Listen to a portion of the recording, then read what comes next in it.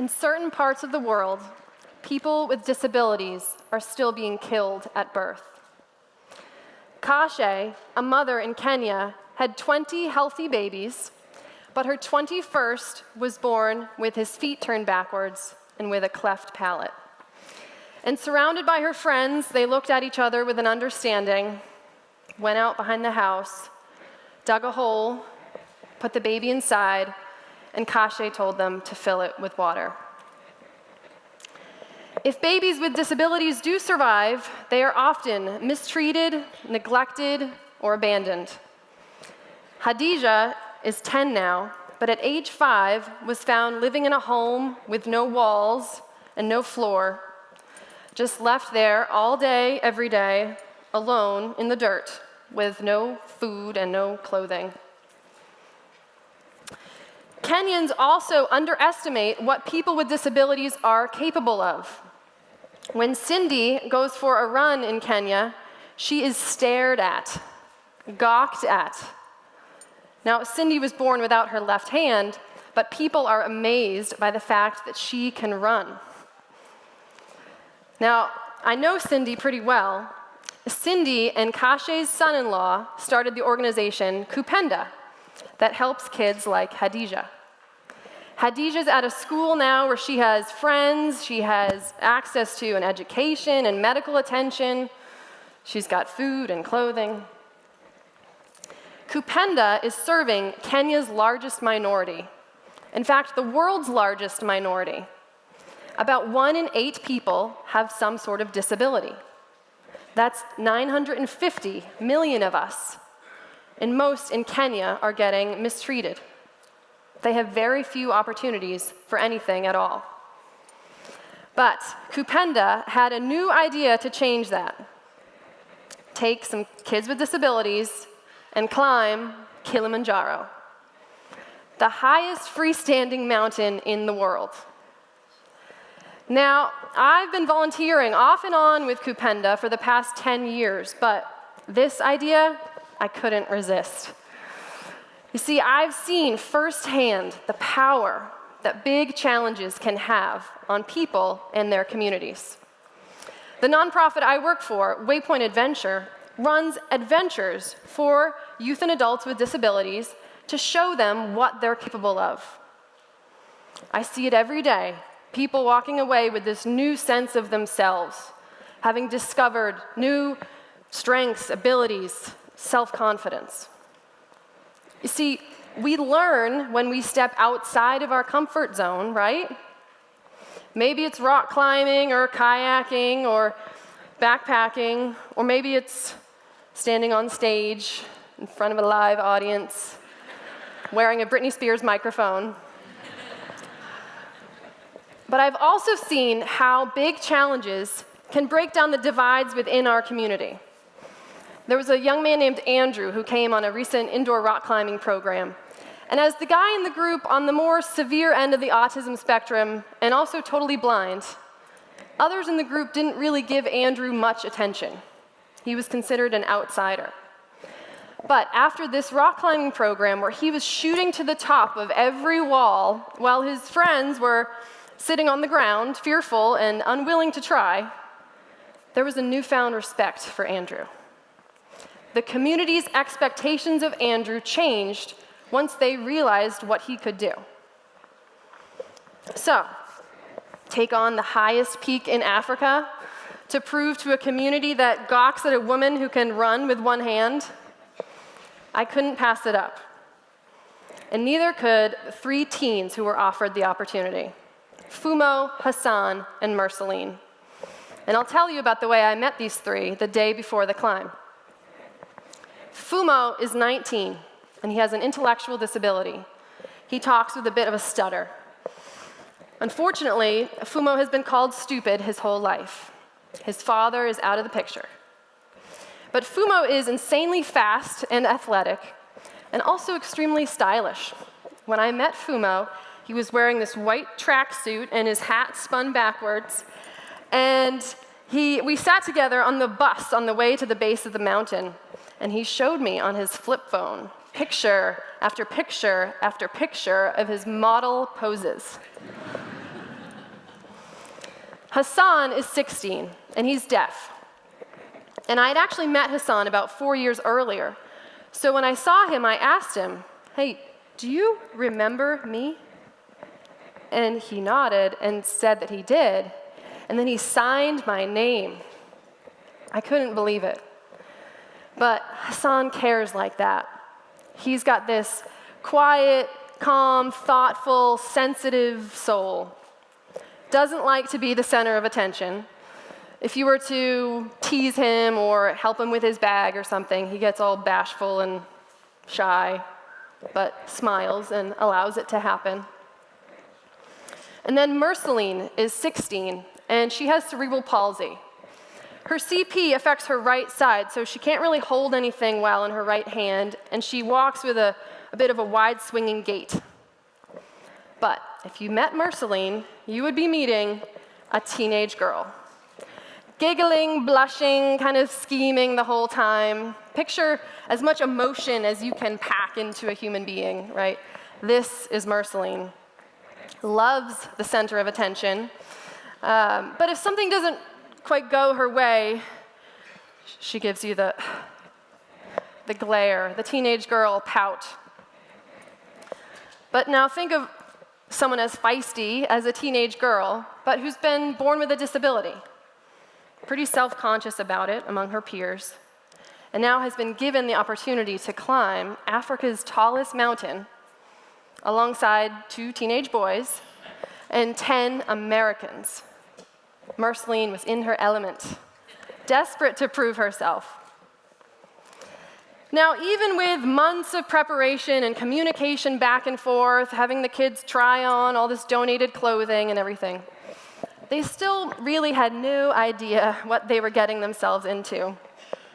When Merceline was asked, "What do you think you'll see up there?" she said, "Trees and houses. Lots of houses." But an accurate prediction that they all had was that it was going to be cold. And they had no idea what cold felt like. They had never experienced anything below 70 degrees. So to be out for 8 days in this new environment where in several places it's going to be below 0 was a big challenge. So we started hiking. And for 6.5 days, we climbed to the summit at 19,341 feet like this, putting one foot in front of the other for hour on hour. And the higher we got, the harder it was to breathe. The first few days were fun and exciting, but by about day 4, we were all breaking down. We all were nauseous, had headaches, sunburns, chapped lips. At one point, Fumo all of a sudden just falls to the ground, grabs his ankle, starts wincing in pain. We all run up to him, fearing the worst. And he has rolled his ankle. And we're all worried. But he eventually just shakes it off. He wants to get up and continue. Come to find out, this had actually happened to Fumo many times before, and he had actually forgotten his ankle brace at home. Leave it to a teenage boy, right, to neglect to mention something important that he might need. And then Hassan hadn't been eating very much over the first few days, and he wasn't looking very well. And at one point, we're hiking along, and he just finally leans forward, clutching his stomach. We get up to him, and he just starts crying. I mean, he was in a lot of pain. We get him to calm down, give him a Tums, tell him we're going to get you to lunch. When we get to lunch, we'll sit down, we'll figure out what's going on. Well, we finally get to lunch. We're fearing maybe altitude sickness or something. But hard-boiled eggs happen to come out for lunch, among other things. And Hassan just starts eating all the hard-boiled eggs. And we realize that he's enjoying this, and we start giving him hard-boiled eggs off of our plates. Come to find out, there was no serious stomach issue all along. Hassan is just a picky eater. So we were all struggling. But Kilimanjaro was not meant to be easy. We chose it because it was hard, because it was not a known outcome. Actually, about 50% of people who attempt Kilimanjaro don't reach the top. But if our goal was to just raise awareness about what people with disabilities can do, we could have just taken Fumo, Hassan, and Marceline and showcased what they were already good at. We could have had a race to show how fast Fumo is, or a soccer tournament to show how good at soccer Hassan is, or a math competition to show how good at math Marceline is. But we chose a challenge because when we're tested, we feel empowered, and people notice. Well, Summit Night tested us all. To hike from the base camp up to the frozen summit and then halfway back down the mountain again was going to take about 19 hours. So we're about 7 hours in. It's middle of the night, 4 a.m., below zero, and we finally get to the top of this crater rim, and we have a minute to rest. And we look over, and Hassan is just frozen, expressionless, shaking. He's got boogers and tears frozen to his face. We rush into action. We get him to sit down, and we just start rubbing his arms and his legs, trying to get blood back in them. Try to get him to sip some hot water. Take out our hand warmers. We're shoving hand warmers in his coat. One guy gives him his coat. At this point, Hassan's crying. I'm crying. It was a mess. But after too long, Hassan finally starts to make eye contact, nod his head, and we ask him, do you want to continue these last 45 minutes? And he nods and gets up and starts trudging along. Well, lucky for him, an ice storm rolls in at this point, and for the last 45 minutes, we're just getting blasted with sleet. I mean, eyes squinting, barely able to see in front of us, just lean forward until we finally reach the summit. We touch the sign, we take a few pictures, we're up there for a grand total of about 9 minutes. And then we head down.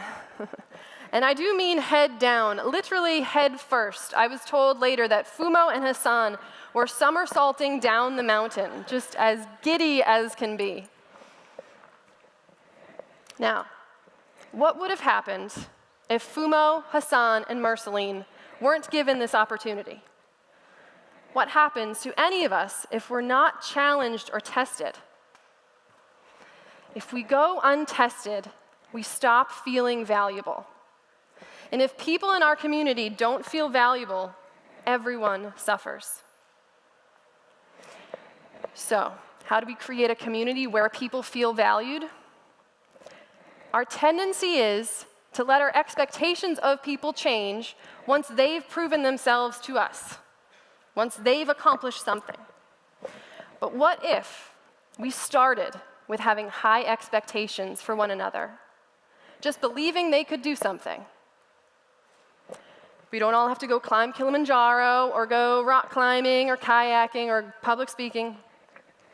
But if you're unsure if someone can do something, start with the assumption that they can, and then together figure out what supports he or she might need in order to get there. I would steer clear of let me do that for you, and instead ask, how can I help you do that? When it comes to people's abilities, we can't put up divides. We can't let people's perceived utility define their worth. Unfortunately, I've seen in Kenya how deadly that attitude can be.